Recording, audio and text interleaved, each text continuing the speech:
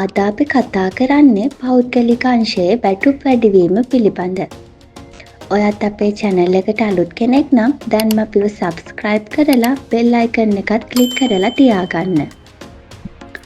පෞද්ගලික අංශයේ අපේ රටේ වැටුප් තියෙන්නේ රුපියල් 21000යි. ඒ 21000 හැදෙන්නේ 17500ක අවම වැටුපක් තියෙනවා පනතෙන්. ඒ වගේම 52කින් මීට පෙර පෞද්ගලික අංශයේ වෘත්තීය සමිති මැදිහත් වෙලා වැඩි කරගත්ත රුපියල් 3500ක් තියෙනවා. ඉතින් මේ දෙක එකතු වුණාම තමයි 21000ක් බවට අවම වැටුප පත් වෙන්නේ. එතකොට මේ 21000 අවම වැටුප අද අපේ රටේ පෞද්ගලික අංශය තුල සේවය කරන 60%කට වැඩි සේවකයන් පිරිසකට ලැබෙන්නේ මේ වැටුප තමයි. මේ 21000ට ටිකක් වැඩි වැටුපක් හම්බෙන්නේ. පැමිණීමේ දීමනාව වෙන්න පුළුවන්, වෙනත් දීමනාව වෙන්න පුළුවන්.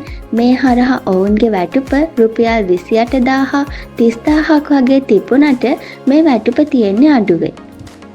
අපේ රටේ පෞද්ගලික අංශයේ සේවකයාට එතෙක් මෙතෙක් ඉතිහාසයේ වැඩි වෙච්ච වැඩිම මූලික වැටුප් වැඩිවීම අපි මේ පාර වැඩි කරලා තියෙනවා.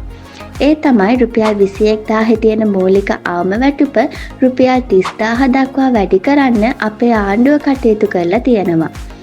රාජ්‍ය අංශයේ 40000ක් වෙනවා. වතු සේවකයන්ගේ අවම වැටුප රුපියල් 33750ක් වෙනවා. ඊට අමතරව ඔවුන්ට තව එදිනෙදා නෙළන තේදළු කිලෝ එකකට රුපියල් 50 ගානේ රුපියල් 350 දක්වා වැඩි කරගන්න අවස්ථාව හිමි වෙලා තියෙනවා.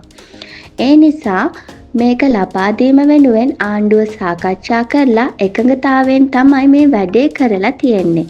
මේ අප්‍රේල් 1 වෙනිදා සිට පෞද්ගලික අංශයේ සියලුම සේවකයන්ගේ වැටුප රුපියල් 27000ක් දක්වා වැඩි කරන්න ආම වැටුප පනත සංශෝධනය කරලා මේ රජය කටයුතු කළා.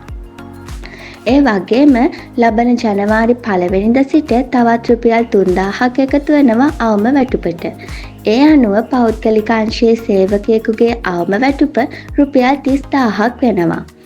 ඒ නිසා මේ 30000 වෙනකොට ඒකත් එක්ක පෞද්ගලික අංශයේ සේවකයන්ගේ EPF එක, ETF එක, ග්‍රැටිවිටි එක සහ බෝනස් එක, ඕවර්ටයිම් එක මේ සියල්ල වැඩි වෙනවා.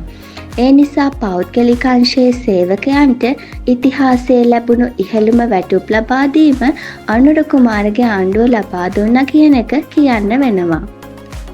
ඉතින් හැමදාම ඔයාගේ ජීවිතේට වටිනාකමක් එකතු කරන වීඩියෝස් අරගෙන එන අපි අද ඔයාලට අරගෙන ආවේ පෞද්ගලික අංශයේ වැටුප් වැඩිවීම සම්බන්ධව. මේ වගේ වීඩියෝස් ටිකටම බලන්න අපිත් එක්ක රැඳිලා ඉන්න. අනිවාර්යෙන්ම අපිව subscribe කරලා තියාගන්න. එහෙනම් තවත් වටින වීඩියෝ එකකින් හමු වෙමු.